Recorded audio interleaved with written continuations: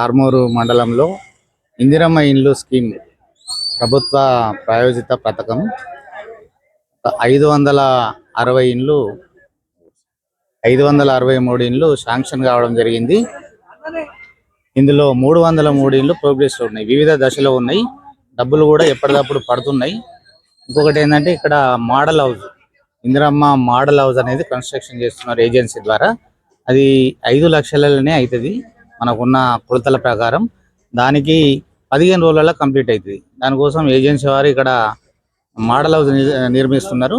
కాబట్టి అందరూ కూడా ప్రజలు విజిట్ చేసి ఎవరైనా అంటే కట్టుకోలేని వాళ్ళు, అదే 5 లక్షలలో కట్టుకుందాం అనుకునే వాళ్ళు దీన్ని చూసి ఈ విధంగా ఏజెన్సీ ద్వారా కూడా నిర్మించుకోవాలని అందరికీ తెలియజేస్తున్నాం. నా పేరు నరసింహరావు, నేను హౌసింగ్ డిఈని ఆర్మూర్ కాన్స్టిట్యున్సీ.